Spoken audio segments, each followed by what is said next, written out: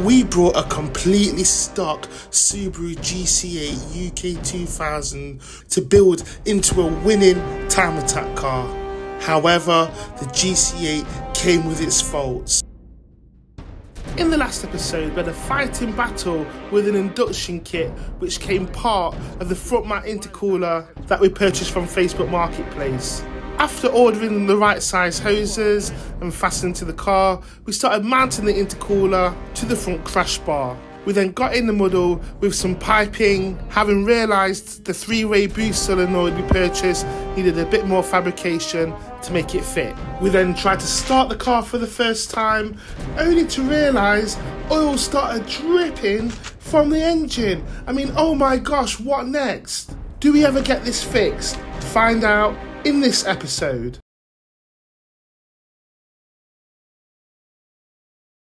Let's get straight into it. So when you mount a new turbo on any Subaru car, you have to make sure it's connected and fitted correctly to a few places. One is the up pipe, which attaches to the headers. 2 is the decat pipe, or cap in this case. 3, you have to ensure that the coolant lines are connected. 4, you have the compressor and wastegate lines which connect to the solenoid. 5, you also have to make sure it's connected to the air intake pipe. But finally, you have to ensure that the oil return line is connected properly into the rubber pipe that feeds directly to the engine block. If for whatever reason that oil return pipe hasn't seated into that rubber pipe correctly, or it's bent, or it's split, you will get catastrophic oil leaks. And this is what's happened in this case. So what we're doing is removing the turbo and trying to remount this oil return line to that rubber pipe and put it all back together again. Hope that makes sense. Right folks, a few days have elapsed and I finally got the turbo off, put it back onto the oil pipe, and then put it back onto the down pipe, connected it all. If I haven't actually connected the exhaust fully, just in case it starts leaking again. So obviously, if you didn't know, I thought I'd be cheeky and try to turn it on the last time, but what happened is it started leaking oil because the turbo feed wasn't on the pipe correctly. I've made that mistake a few times now. Anyway, I've had to take it all apart again and put the turbo back on the feed correctly. I had no memory cards left, no space, and nowhere to put the space. I've just ordered a new card, and so you haven't kind of seen it all, but you see the majority of it. So what we're going to do, we're going to pray that we're going to do the first start now. Now the boost solenoid isn't connected still, so it's going to throw an error. So what we're going to do is we're going to start it. So I'm just hoping it does not leak oil. Now I haven't started it today. It's cool. It's not even hot. You know, it's just, you know, it's not even been turned on.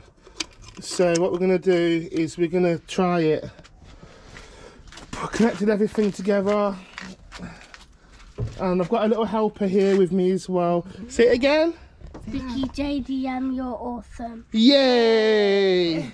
Right, okay, thank you. Right, so we're just going to hook these terminals on now. Right, let's see what happens. Right, start it. Wait. Right, that's good. Now start it.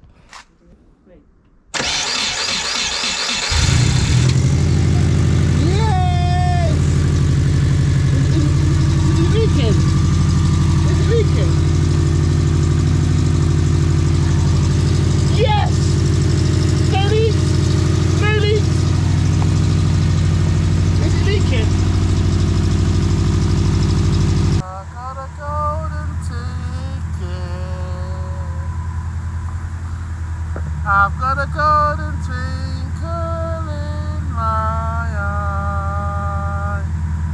Woo! 'Cause I've got a golden ticket. Look at this. Look at it.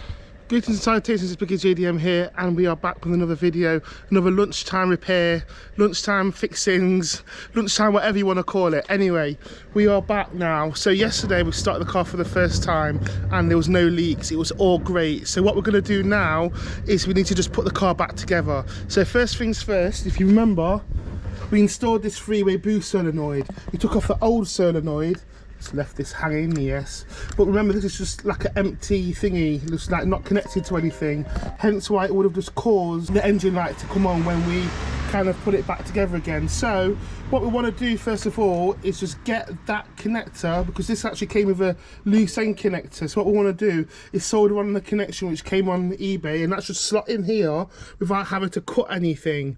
So I think both of those wires are both positive and both carry signal, so it shouldn't matter which way it goes on, but I'm trying to connect back to back and colour to colour basically, and then we'll just go from there.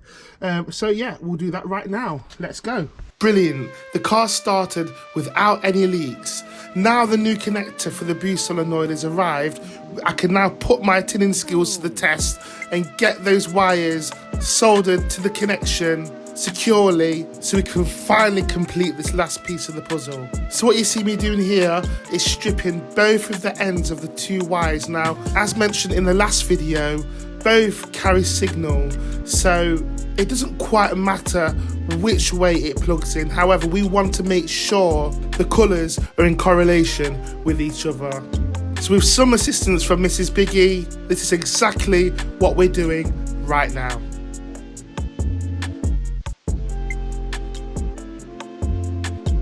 Right, so we've made the cable, we've put the connection on, and now what I want to do is we want to connect it onto here and connect the other end onto the solenoid there. So let's just do that now, and hopefully that should be all good. Now, if you remember in the previous episode, we pre-staged a 3-port boost solenoid. Now with the new connection to the wire, we are now connecting the wire to the solenoid, and then the new connector will connect to the wiring loom of the car, which all joins up to the ECU.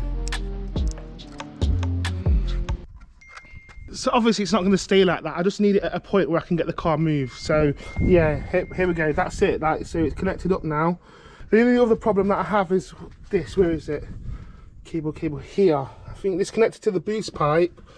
There's like that's snapped off, and I think that connects to the boost gauge in the car. So I need another cable, or another cable to that, but for now I'm just going to blank that off with something.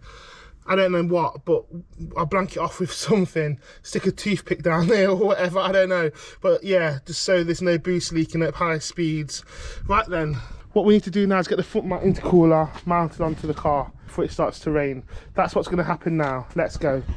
So I'm drilling 2 symmetrical holes through the crash bar. Those holes will bolt into the intercooler, which will secure it to the car. Once those holes are drilled, I'm going to mount the crash bar back onto the car, line the holes up, secure the bolts, and then fasten everything to the car to make sure it's tight and sturdy. The goal is to not have any play whatsoever, as this car will be intended for the track, so nothing can really be loose or unsecure. This should be a pretty straightforward job. Now the front mount is secured, it's time to now put the lights back in and get some kind of order to the front end of this car. Now if you remember, we mentioned the piping to the boost gauge has snapped. Some new 2mm piping has now arrived because the 4mm piping was too large of a diameter. That means it's just going to leak. So now we have some piping that's half the size. I'm now threading this through the firewall, which will give me access into the car and up to the boost gauge. Hopefully that will stop any more boost leaks from occurring. In the next episode, we realise something's extremely off with this oil. Why does it look like Earl Grey, or English breakfast, or a very milky coffee? Potential head gasket, condensation, who knows? But we'll find out in the next episode.